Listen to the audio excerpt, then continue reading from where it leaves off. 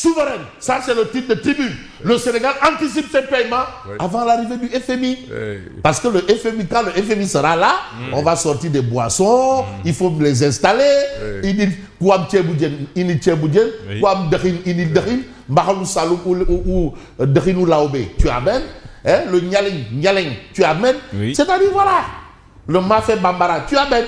Parce que FMI doit venir trouver au moins une situation assez détendue. Les gens avec des sourires, ça c'est évident. Ils seront en plein sourire. Voilà un peu la situation.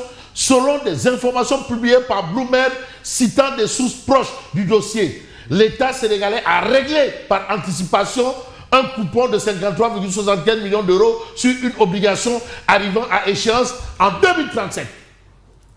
Voilà bon. Ça vous tentez de dire. Voilà bon. Non, c'est que vraiment. Madame. Oui. Il a là.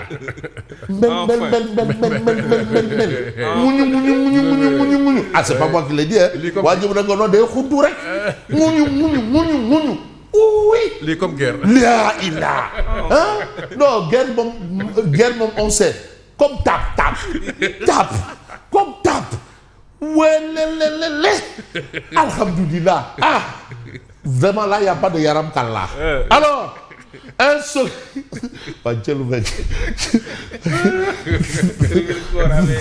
titré bon débarras pour parler de l'autre. C'est pas. Non, en fait, c'est juste. Mais bon débarras là. Bon, il y avait S débarras, il y avait S à la fin. C'était pas. Non, c'est pas. C'est singulier. Bon débarras au pluriel. Oui. Oui. Oh, sonne. Ah. Oh. Mais non, mais tu le mais attends. Mais c'est comment? Allez, prison. Vraiment. Pourquoi faire? Après le mois, c'était signature. Signature, mais justement, Travis a toiletté la signature du Sénégal. Voilà. Ah, c'est ça. Un second paiement d'un montant de 38,8 millions de dollars a également été effectué au titre d'une obligation libellée en dollars dont l'échéance finale est fixée à 2031. Tchum. Barabay Ngalabay. Ces versements auraient été réalisés avant leur date d'exigibilité prévue la semaine prochaine. Wana le qui amna Ali amna Kor. Borom signature bi amna Ali amna Kor. Te ku xam Ali nga xam Kor. Ali Kor. Bon, Tribune quotidienne avec Babacar Mbaye Garaf. Une édition des comptes qui ignore ses affaires, c'est-à-dire Azer et autres, n'a pas de sens. Mais c'est dans le bon sens qu'on a la visite de Borom Signature Bi. Deketeria Borom. Serigne Mountakha Mbacké Bassir exhorte Bassirou Diomaye Faye à tout faire, mais pour que les populations soient, que la vie des populations soit moins dure. Est-ce qu'il Mbacké? Aïe Mbacké waay, aïe Mbacké bala Aïssa. Y'a ne fi yag tewer waay. Oh. Ah, c'est Mountakha Mbacké Bassir waay akasa. Mais Fabrice, il n'a jamais raté l'occasion de démontrer la compassion qu'il nourrit à l'endroit du peuple. Pour les inondations, pour toutes les calamités qui nous affectent. C'est Mountakha Mbacké Bassir y'a ne fi yag tewer. Bayna ko ñaari fukki mètre jazz. Machallah.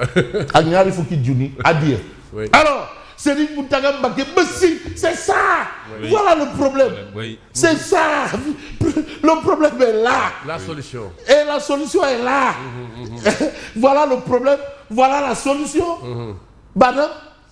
Ndekete ay borobe. Alors, Serigne Mountakha exhorte Bassirou Diomaye Faye à tout faire pour que la vie des populations soit moins dure.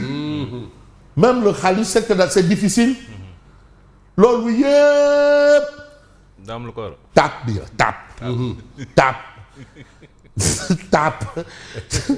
Ba tap bi toj na rek. Tape. Oui. diwtiir. Oh non def nañu diwtiir. diw ñor. mais Fabrice c'est quoi TAP? C'est pas le gardien de la révolution imaginaire, imagé et endommagé. Non ça va. C'est-à-dire suur nañu ci ay slogan. léegi na biir bi fees. le poche yi fees. Y a pas de révolution donc. Non révolution. Révolution. Moi je croyais. Non demandez. Oui. La vraie révolution c'est de chercher à savoir ana xaalis bi. loolu mooy révolution. La révolution c'est poche ak biir woyofal ak cin takk. Et c'est pas la régression. C'est pas la régression. Vote populi. Touba, Serigne Mountakha renouvelle sa confiance au président Diomaye. Jeex na. Léegi jeex na. Non, c'est terminé. Non, il a. Mais Diomaye a Serigne Touba. Luy des. Il a Serigne Touba. Diomaye luy des. laxasu rek. Non, Diomaye am na Serigne Touba. te ku am Serigne Touba. am na jaarama. waaw waaye c'est fini. takku jug rek. non jeex na. terminé. Non jeex na. Voilà Serigne Mountakha renouvelle sa confiance au président Diomaye aussi.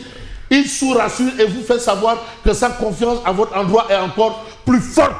Mais vous avez le chef d'État qui exprime sa gratitude au khalife. Voilà. Non léegi daal vraiment comme Serigne Touba dugg na loo xam. non jeex na. solution Serigne Touba am na. Bambik. Ouais. La solution Bambik. Bambik. Solution Serigne Touba. solution jëf jël ñàkk a njëriñu. C'est pas le c'est pas ànd wax ànd jëf. ànd wax moom.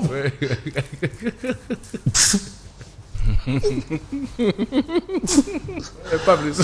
Sonko. man ñàkk naa sax te dara commencé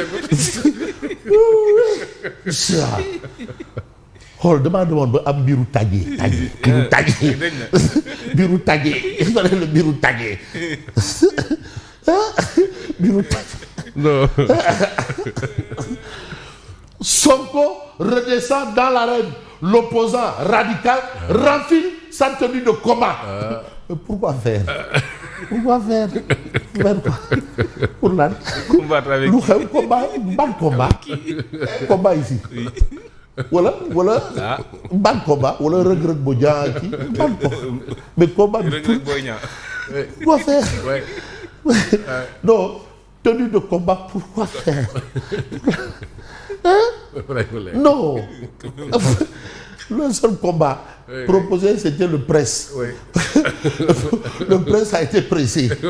Mais pourquoi vraiment. Et il n'a rien à nous dire sinon le Sénégal va trembler. Trembler. Mais on nous a libérés. Dans quel sens? Pourquoi faire? Quand même, on n'a pas besoin de trembler. Non, tremblement de terre bon. Vraiment solution Serigne Touba bon. Vraiment. On n'a pas besoin de trembler. Quand même. Waaw takku jug rek wax dëgg yàlla moom tremblement de terre ak on n'a pas besoin. On nous a libérés. Le PROS est de retour parmi vous et le Sénégal va trembler. Pourquoi? Quand même. En tout cas, l'observateur nous plonge pas dans le PROS, mais dans le Jobs. Qui dit Job, dit Job. Ouais. Ali. Corps. Alors, échéance juin et juillet du service de la dette, Diomaye face au mur financier le plus dangereux de son mandat. Ah oui. Vous avez vu le titre, il prend les choses en main. C'était ça le titre. Voilà. Amin Lomune, wax deug yalla mom man té tak ma tal. Fay. Amul leneen. C'est-à-dire Amin Lo vous a dit que je suis le premier ministre. Pas plus, pas moins. Pas en plus, pas en moins. Voilà. Et on a le président. C'est lui le président. Bien sûr. Mais c'est lui le président. C'est lui le président. Laurent Gbagbo, on lui dit, bon ben voilà. Alassane Ouattara dit qu'un dialogue est possible entre vous. À votre avis, ça peut avoir lieu quand et où? Mais Gbagbo dit, mais attends, mais c'est lui le président. Oui. C'est lui le président. C'est lui qui gère l'agenda. Les scénarios possibles pour éviter l'asphyxie économique. Oui. Mais vous avez les secteurs du paiement anticipé de 2 coupons d'obligations de plus de 57 milliards. Et ça, c'est le mérite du contribuable. Oui, bien sûr. Tu sais, tout ça là, c'est le mérite du contribuable. Le contribuable sénégalais, oui. Ah oui, attention, hein. Enquête, Congrès Pastef, Sonko, la voix de l'opposition. Mais dans cette histoire, on va essayer d'évoquer un autre titre. Et le titre, c'est le point actu. Congrès et meeting d'investiture de Pastef. Sonko souffle le chaud et le froid. Ça, c'est le dialogue de Narcisse avec son propre reflet. Hein. Ah. Mais vous venez d'exercer. Non. Tu sais, vous opposez à qui? Mais en réalité, oui. c'est le même discours. Oui, et ce sont les hommes qui changent. Voilà. Tu sais, avant 2024, oui. c'était Macky Sall, c'était Antoine Félix Abdoulaye Diop, c'était qui encore? C'était d'autres là. Maintenant, après, ça va être Diomaye. Et les autres. C'est juste le discours n'a pas changé, mais ce sont les acteurs ou les cibles qui ont changé. Rien de nouveau, hein? Pourquoi faire? Pourquoi tremblement de terre? Pourquoi faire? Alors, vous avez le calife bénit la paix et devient son parrain spirituel, le parrain spirituel de Diomaye. Waaw kenn waay Mbacké jërëjëf Mbacké ak sa Mbacké bala ay sa ndeysaan yàlla na fi yàgg te wér. Amiin amiin. Ah waay sëñ bi Mbacké. Je vais m'intéresser à Direct News. Ah là, on parle du Pape Sopi. Ah, ouais. Certains vous diront même que voilà le vrai gardien de la révolution. Voilà la vraie révolution. Ouais, 25 ans de... Ah, c'est pas moi qui l'ai dit. Ah, c'est pas moi qui l'ai dit. Ah, c'est Borom Sidia Turbi qui l'a dit. Il l'a dit, hein. Borom Sidia Turbi, dans son discours, il l'a dit, hein. Ah oui. Centenaire du président Abdoulaye Wade, les hommages du docteur Papa Abdoulaye Seck Ndana, qui est membre de 6 académies des sciences dans le monde.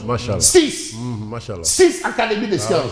Mais ce sont les hommages du docteur Papa Abdoulaye Seck Ndana, Suñu Ndana, Bulu Ndana. Kangam le de. Oui, bien sûr. Kangam le de. Éminence grise. Oui. Et Kangfori dans la Kangfori. Une intelligence du pouvoir fondée sur l'écoute. C'est Abdoulaye Wade. À l'occasion du centenaire du président Abdoulaye Wade revient le souvenir d'un homme que le pouvoir n'avait pas rendu sourd. Un homme de conviction, certes, mais dont les certitudes savaient parfois céder devant la force des faits et la rigueur des arguments. Non, Abdoulaye Wade, tu lui amènes des arguments cartésiens. Il prend. C'est pas des trucs. Non. Wade, c'était un intellectuel. C'est pour ça que Wade vouait un respect à Senghor. Les deux se respectaient mutuellement. Mais il a dit, en recevant le prix au fait Boigny pour la paix, moi, Senghor et moi, nous dialoguions au-dessus du peuple. Mais tu sais quoi? Mais Cheikh Tidiane Sy nous a révélé qu'en réalité, Abdoulaye Wade était un Senghorien. Mais il ne pouvait pas accéder au